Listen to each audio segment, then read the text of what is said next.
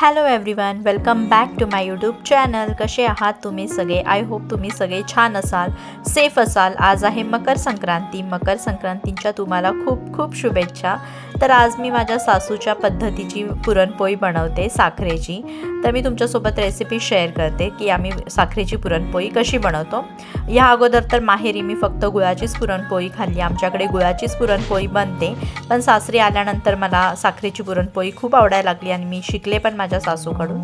तर आज मी तीच बनवते संक्रांतीनिमित्त. आदल्या दिवशीच मी हे पुरण करून ठेवलं होतं. तर 1 वाटी हरभरा डाळ मी घेतलेली आहे, तिला कुकरमध्ये छान शिजवून घेतली 10 ते 15 मिनटं. डाळ शिजल्यानंतर मी कढईमध्येच म्हणजे करणार आहे पुरण. डाळीला मी अगोदर ग्राइंड करून घेतलं. ग्राइंड करून पूर्ण डाळ म्हणजे एकजीव झाली आता. आणि मी ती जी ग्राइंड केलेली डाळ आहे ती कढईमध्ये ट्रान्सफर केली आहे आणि त्याला आता मिक्स करते आहे. एकदम पातळ बघून डाळ तुम्हाला प्रश्न पडला असेल की आता ह्याचं पुरण कसं बनेल. तर ह्याचं पुरण बनेल आणि मी तुम्हाला दाखवते कशा पद्धतीने मी बनवते, कारण दरवेळेस आम्ही अशाच पद्धतीने बनवतो. तर गॅस मी मीडियम ठेवलेला आहे. अगोदर सुरुवातीला बारीकच ठेवलेला, त्यानंतर मीडियम गॅसवर मी ते पुरण मिक्स करते आहे छान. बऱ्याच वेळ मिक्स केल्यानंतर ते थोडंसं आटत गेलं आणि मग मी त्याच्यामध्ये साखर ॲड केली आहे. 1 वाटी डाळीला मी 1.5 वाटी साखर ॲड केली आहे, कारण टेस्ट केलं होतं मी तर मला थोडीशी कमी वाटत होती. त्यामुळे मग मी साखर ॲड केली आणि एक 15-20 मिनटानंतर आपलं पुरण रेडी झालं आहे. तर अशा प्रकारे आपलं पुरण रेडी आहे आणि ते मी आता कढईतून एका दुसऱ्या भांड्यामध्ये ट्रान्सफर केलं आहे, जेणेकरून ते थंड होईल. आणि थंड झालं की मग मी ते फ्रीजमध्ये ठेवणार आहे. आणि फ्रीजमध्ये मी ते रात्रभर ठेवून सकाळी मी जेव्हा उठले त्यावेळेस मी ते बाहेर काढून ठेवलं होतं. पीठ मळून घेतलं आहे मी छान मऊ लुसलुशीत. आता मी ह्याच्या पोळ्या बनवते. छोटे छोटे गोळे करून घेतलेत अगोदर मी. तर पीठ इकडे मी साईडून अगोदर लाटते आहे. मधला भाग मी जाडच ठेवणार आहे, कारण आपल्याला तिकडे पुरण भरायचं आहे. तर पुरणाचे पण मी छोटे छोटे ना असे टिक्कीसारखे करून घेतले होते, जेणेकरून आपल्याला पटकन म्हणजे करता येतील पुरणपोळी, जास्त वेळ नाही लागणार.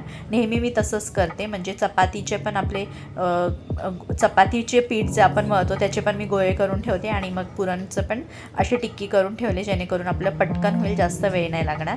तर आता मी पुरण भरले पिठामध्ये. तर आता मी पीठ लाटते आहे, पुरणपोळी लाटते आहे. तर पुरणपोळी अगदी हलक्या हाताने मी लाटली. पीठ कारण मऊ झालं होतं, जास्त घट्ट नव्हतं, त्यामुळे पुरणपोळी अगदी व्यवस्थित लाटली गेली आहे. आणि पुरण पण अजिबात बाहेर आलं नाही आणि मस्त म्हणजे पुरण पण आपलं व्यवस्थित झालं आहे आणि पीठ पण व्यवस्थित मळलं गेलं आहे. हे प्रूफ होतं, कारण की जर पुरण बाहेर आलं असतं तर मग काही ना काही चुकलं असतं असं आपल्याला असं वाटतं. पण दोन्ही गोष्टी व्यवस्थितपणे झाल्या होत्या.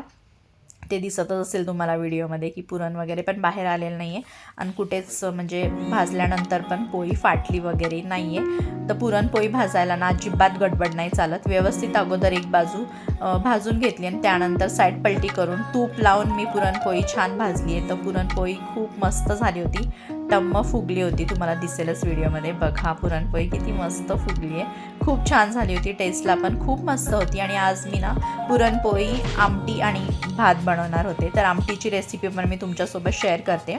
आमटी आम्ही म्हणजे आमच्याकडे माझ्या माहेरी अशा पद्धतीची बनते, तर त्याच पद्धतीने मी नेहमी आमटी बनवते. तर ती पद्धत मी आज तुमच्यासोबत पण शेअर करणार आहे.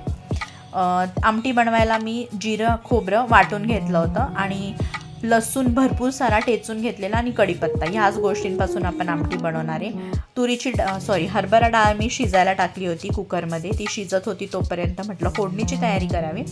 तर बघा भरपूर सारा लसूण अगोदर मी तेलात टाकला आणि तेल पण नेहमीपेक्षा थोडं जास्त घ्यायचे, कारण आमटीला तेल थोडं असेल ना तर छान तवंग येतो, मस्त लागते. लसूण टाकल्यानंतर मी भरपूर कढीपत्ता टाकला आणि कोल्हापुरी घरचा मसाला ॲड केलेला आहे आणि लाल तिखट, बस एवढंच ॲड केलेलं आहे. आणि आता हे जिरं खोबरं जे मी वाटून घेतलं होतं, म्हणजे माझ्या माहेरी अशा पद्धतीची आमटी बनते, जिरं खोबरं लसूण आणि कढीपत्त्याचे. तर ते छान मी भाजून घेतलेलं आहे. ते जे वाटण होतं तेलामध्ये छान झाकण ठेवून भाजून घेतलेलं आहे. त्याच्यामध्ये थोडं पाणी पण ॲड केलं होतं, कारण की मसाला खाली लागायला नको म्हणून. आणि तेलात मसाला टाकल्यामुळे छान कलर पण आला आहे त्याला. आणि डाळ पण आपली शिजली होती आणि डाळ पूर्ण म्हणजे मिक्स झाली नाही पाहिजे, अशी अख्खी डाळ राहिली पाहिजे, पण डाळ पूर्ण शिजली पाहिजे. तर हेच म्हणजे हे ट्रिक आहे त्याचं. तर डाळ पण छान शिजली होती, अख्खी राहिली होती. तर मी त्या भाजलेल्या मसाल्यामध्ये ती डाळ टाकली आणि त्याच्यासोबत जे पाणी असं थोडं ते पण ॲड केलेले आणि वरून थोडंसं गरम पाणी पण ॲड केलं आहे, कारण आमटी थोडी पातळ छान लागते. पाणी जास्त टाकायचं आणि छान उकळी येऊ द्यायची आहे त्याला. उकळी आल्यानंतर मी त्याच्यामध्ये मीठ ॲड केलं आणि एक 5 ते 7 मिनटं झाकण ठेवून मस्त आमटी म्हणजे झाकण ठेवून उकळून घेतलेली आहे. तर आमटी बघा रेडी झाली आहे एक 5-7 मिनटानंतर. तर तुम्हाला कशी वाटली ही रेसिपी? आवडली असेल तर नक्की लाईक करा, चॅनलला सबस्क्राईब करा. भेटूयात नेक्स्ट व्हिडिओमध्ये. Bye bye.